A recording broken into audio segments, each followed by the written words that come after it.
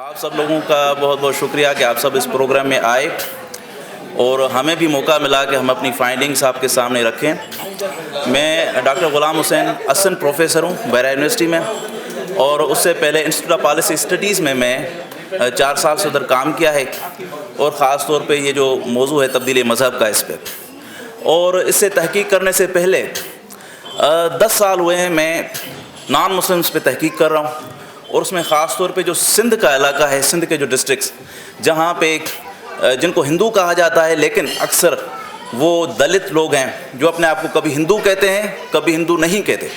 और इस बात से मेरे से डॉक्टर सोनू खंगरानी बैठे हैं, मुत्तफ़िक करेंगे, और सुरेंद्र वलासी भी इस पर बात करेंगे। वो सियासी तौर पे उनको दलित कहा जाता है, और उनकी जो कॉन्स्टिट्यूशनल कैटेगरी है वो स्केड्यूल कास्ट है। तो मोर देन 85% जो पॉपुलेशन है वो स्केड्यूल कास्ट की है। Schedule caste historically oppressed communities हैं हज़ारों सालों से। जात पात का निज़ाम बहुत पुराना है, आप सब जानते हैं, और ये वो कम्युनिटीज़ हैं जिनका अपना पहले कोई मज़हब था लेकिन वो मिट गया, या वो ब्लड हो गया, या उनके खुदाओं को, देवी देवताओं को अप्रोप्रिएट कर लिया गया, यानी कोई और मज़हब उन्होंने अपना लिया और अपने तरीके से उनको कर दिया। तो उन पे तहकीक करते करते उनके मसाइल पर ये जो मसला है फोर्स कन्वर्जन का, ये भी सामने आया। जब ये मसला सामने आया तो मैं भी इनके साथ खड़ा हो गया जो एक्टिविस्ट थे, और उनके एक्टिविज़म से आहिस्ता आहिस्ता वो बात मेरे सामने रिवील हुई कि जिसको वो फोर्स्ड कन्वर्जन कहते हैं वो ज़्यादातर फ्री विल मैरिजेस के केसेस हैं, और अंडर एज मैरिजेस के उसमें से कुछ केसेस हैं। तो शिकायत एक्चुअली ये है कि लड़कियां क्यों जाती हैं इनकी, और ये चाहते हैं कि ये लड़कियां नहीं जानी चाहिए, और इनका मकसद ये है कि एक कानून पास हो जो 18 साल की एज लिमिट, जैसे पहले से कानून पास है मैरिज का, तो कन्वर्जन का भी कानून पास हो, उसमें 18 साल की जो है ना एज लिमिट फिक्स की जाए, और उससे अगर कोई कम करता है तो उसको फोर्स्ड कन्वर्जन कहा जाए। अब उसको फोर्स्ड कन्वर्जन कहा जाए या उसको इलीगल इरेगुलर कन्वर्जन कहा जाए, जो भी नाम मुनासिब लगे, ये तो लेजिस्लेटर्स हैं और इस्लामी नज़ारती काउंसिल के क़िबला आया साहब बैठे हैं, जो भी हैं आपस में वो तय कर लें। लेकिन मेरा बहैसियत एक मुहक्किक के ओपिनियन ये है कि एक तो उसमें लॉ बनाने की कोई ज़रूरत नहीं, क्योंकि ज़्यादातर केसेस जो हैं वो अंडर एज मैरिजेस के हैं, उससे पहले भी लॉज बने हुए हैं। और जहाँ तक कन्वर्जन का आगे लॉ बनना है तो उसको फोर्स कन्वर्जन नहीं कहा जा सकता, क्योंकि उसमें जबर जिसको लीगली कहा जाता है, किसी भी तरीके से जबर की डेफिनेशन ले लें तो उसके जबर के डेफिनेशन में वो केसेस नहीं आते। और ज़्यादातर जिस तरह से केसेस को पेश किया जाता है, इसमें भी मैंने देखा कि डुप्लिसिटी है, थोड़ा बहुत दोनों तरफ से है। ख़ास तौर पे अगर एज को लिया जाए तो एज फैक्टर, फॉर इंस्टेंस जो हमारे जो कन्वर्ट होने आते हैं, मज़हब तब्दील करने आते हैं लड़कियां या लड़के, ख़ास तौर पे लड़कियां, वो 2 साल ज़्यादा बता देते हैं। मिसाल के तौर पे अगर 16 साल की तो 18 साल की। लेकिन ये भी बहुत कम केसेस हैं। जो मैंने केसेस वेरीफाई किए हैं एजेस के 6000 केसेस में से ओवरऑल जो भी कन्वर्ट्स हैं उनमें से, तो उनमें से जो ग्रे एरियाज़ में आते हैं, जो कंट्रोवर्शियल केसेस हैं, उनकी तादाद 2% से भी ज़्यादा नहीं है। ज़्यादातर केसेस में एजेस आर ऑलरेडी कन्फर्म कि they are more far above 18 years. तो एज के हिसाब से तो इस तरह का मुझे नहीं लग रहा कि कोई इशू है। पहले से सैकड़ों लॉज पास हैं जो फोर्स पे हैं, अबडक्शन पे हैं, पाकिस्तान पीनल कोड में हैं, और अपने पीपीसी में हैं, और उसके हिसाब से अगर देखा जाए तो कोर्ट में उनको रिलीफ मिलता है तो वो भी मिलता है। जब लड़की ने कहा कि मेरे पे जबर हुआ है, उनके वर्बल स्टेटमेंट्स, अंदर का जो है matter, it's a matter of जो ना फेथ का जो matter, it's internal heart, matter of heart. तो जजेस ने भी यही डिसीजन दिया है।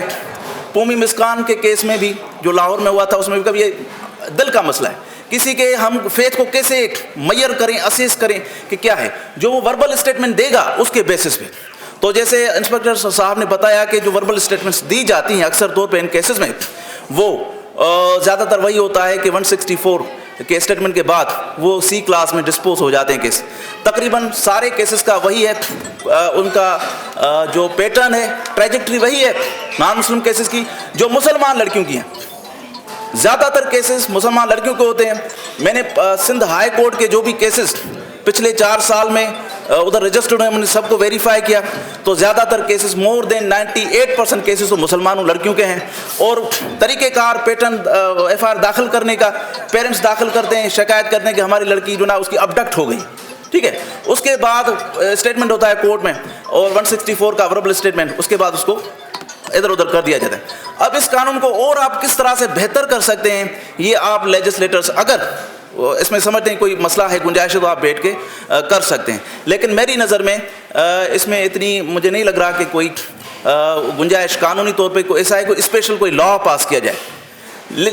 अभी जो लॉज प्रपोज किए गए थे, तकरीबन 6-7 लॉज प्रपोज किए गए ओवर द ईयर्स, और उन लॉज में और इंडिया में जो एंटी कन्वर्जन लॉज पास किए उनमें कोई 12-13 का फ़र्क है, ऑलमोस्ट सेम है। तो हमने ये देखना है कि अगर जो लॉज पास करने जा रहे हैं वो ऐसा है कि वो रिलीफ देंगे जिस तरह के प्रपोज किए गए थे, या वो आगे कोई और फसाद बर्पा कर देंगे कि ऐसा तो नहीं कि हम किसी को जबरन इस्लाम में दाखिल करने से रोकने का कोई कानून बना रहे हैं। जैसे कि अभी एक लड़की जो नो मुस्लिम थी, उसने बताया कि हमें जबरन रोका जाता है इस्लाम में, बड़ी रुकावटें आती हैं। दूसरे भी बहुत सारे रिलीजियस जो हैं न्यू मुस्लिम्स, मुझे इधर चेहरे नज़र आ रहे हैं जिन्होंने इस्लाम कबूल किया है। मैंने बहुत सारों के इंटरव्यू किए हैं। तो अभी तक जो मैंने तहकीक की है उसमें 19 NGOs की रिपोर्ट को पहले तो मैंने वेरीफाई किया पहली नशिस्त में, उसके बाद दूसरी भी की है। तकरीबन हर NGO जो है एक स्टेटमेंट जो है वो रिपीट करती है उसको कि 1000 लड़कियों का जबरन मजहब तब्दील किया जाता है, ठीक है। अब अगर उनकी डेप्थ में जाए, रिपोर्ट की डेप्थ में, तो I am very sorry to say बहुत सारे NGOs के दोस्त बैठे हैं, वेरी शैलो रिपोर्ट्स, कोई एविडेंस नहीं, just statements. One statement is cited by another report by NGO, the same NGO or similar NGO, same people, almost same people, या एक दूसरे को जानते हैं। इस तरह से 25 रिपोर्ट्स लिख दी गई और बाहर भेज दी गई, बट नो एविडेंस। इसको कहते हैं सर्कुलर आर्ग्यूमेंट या टॉटोलॉजिकल आर्ग्यूमेंट्स। आप एक चीज़ को रिपीट ही करते जा रहे हो लेकिन उसका जो एविडेंस है वो नहीं रहा। अब उसकी जो अगर रूट देखें तो कहाँ से, तो 2007 और 8 की जो रिपोर्ट्स हैं HRCP की, उसमें गेस्टिमेट दिया गया। गेस्टिमेट कहते हैं एक अंदाज़ा।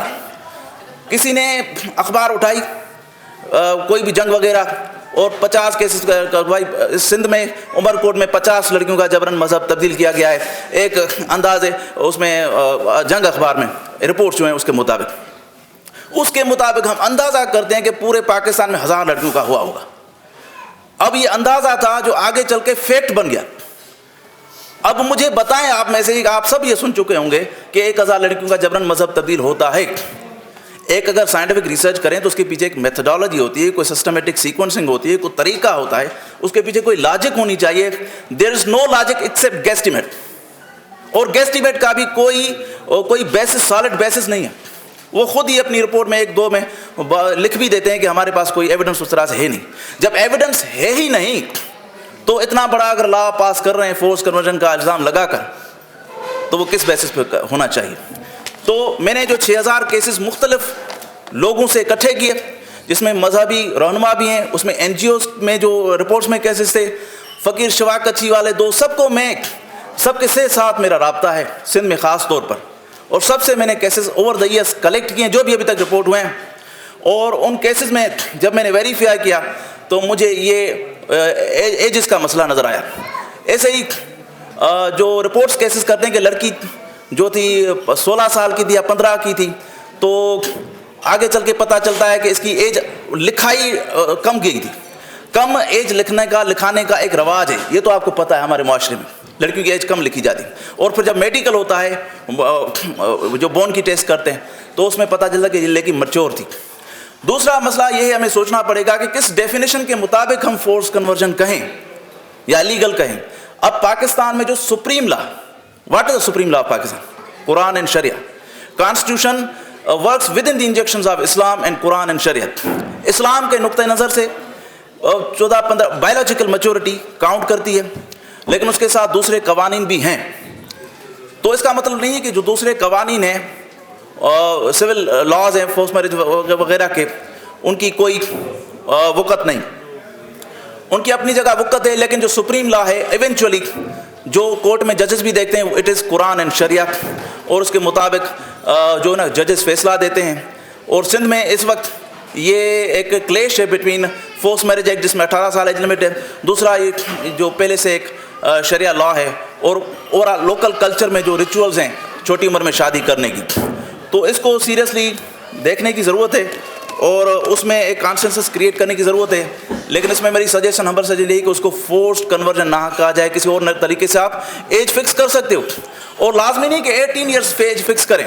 पूरी दुनिया में मैरिजेस की एज वेरी करती है। इवन अमेरिका में आपकी जो ज़्यादातर रियासतें उनमें जो मिनिमम एज है मैरिज की वो है 14-15, कहीं पे 16 साल। इस तरह से यूरोपियन कंट्रीज़ में इस तरह से, बांग्लादेश में 22-23 कर दी गई है लीगल।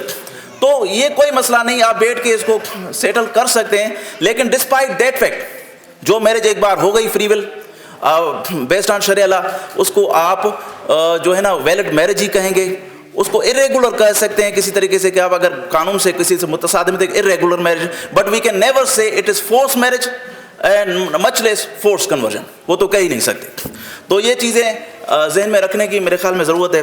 तो ओवरऑल जो है ना 6055 केसेस की मैंने जो है ना डेटा कलेक्ट की, और उसमें से जब मैंने क्लासीफाई किया तो ज़्यादातर जो केसेस थे वो मास कन्वर्जन के और फैमिली कन्वर्जन के, पूरी की पूरी फैमिलीज कन्वर्ट हुई हैं। और 6000 केसेस में से 4494 केसेस तो फैमिलीज़ के हैं।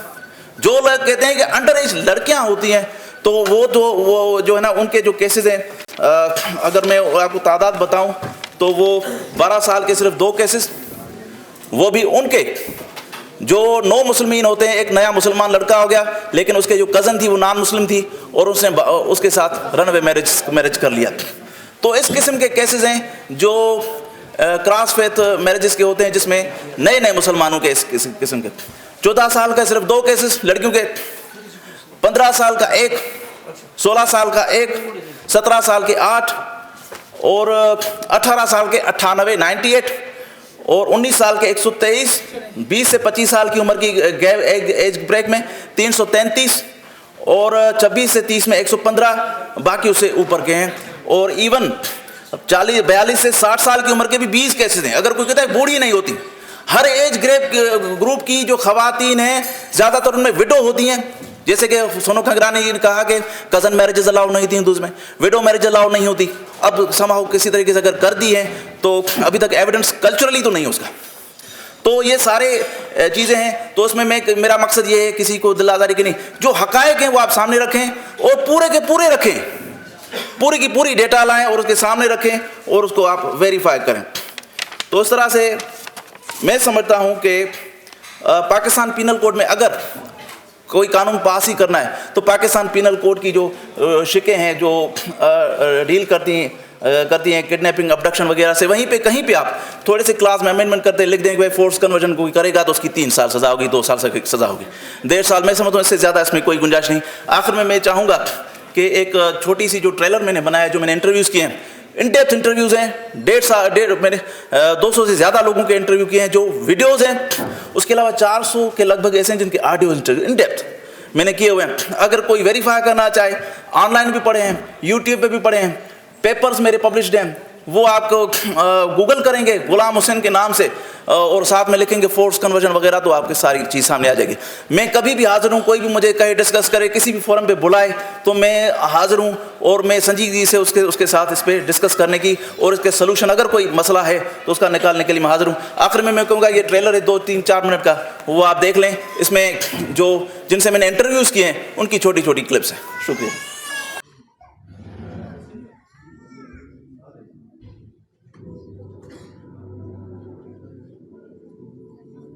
हमारा कोई मुलाकात नहीं करने दी, कुछ नहीं होया, आपस रोक के घर बैठे। जिंदगी बहुत खराब है हमारी, जो ये जिंदगी बहुत खराब है, परेशान हूँ, कोई नहीं सुनना है। मैंने सुना सोचा कि यहाँ अगर मैं इस बच्ची को बेकार और मददगार छोड़कर तो मैं किस मुंह से रखूँ, 7 दिन पहुँचूंगा, मैं क्या दिखाऊंगा। मैं साल एक मुस्लिम बच्ची को छोड़ कर आया, तो मैंने वो प्रोग्राम भी कैंसिल कर दिया। मेरा सबसे बड़ा गुजारिश ये है कि मुझे तहफ़्फ़ुज़ दिया जाए और मेरे शौहर को भी तहफ़्फ़ुज़ दिया जाए, ना मुझे फंडिंग से परेशान किया जाए, ना मुझे परेशान किया जाए। मैं आज़ादी से जीने हैं सबके साथ, हम लोग बहुत खुश हैं और मैंने खुशी से काम को किया है। और प्यार का मुझे गुजारिश ये भी है कि ये पुलिस से हुआ झूठे तमाशा वगैरह इसे बंद करें।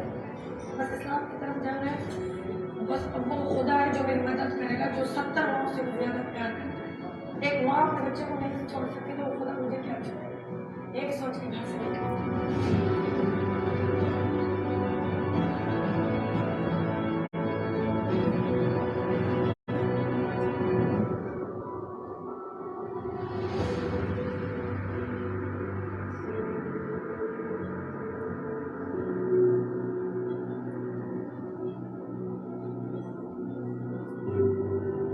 हिंदू कम्युनिटी के लोग और काफ़ी रिलेटिव्स ने काफ़ी मुझ पर गलत इल्ज़ाम लगाए, काफ़ी मनगढ़ंत कहानियाँ उन्होंने बनाई, जिसकी वजह से मेरा घर से बाहर निकलना भी बंद हो गया था।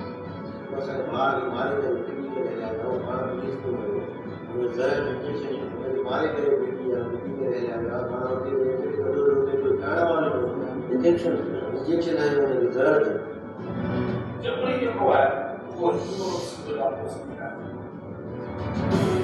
उन्हें छाटे तो मुझे मोटर में अच्छी होना था, उन्हें छोकरी का हल्दी कपड़ा रहा तो बच्चे से काम करता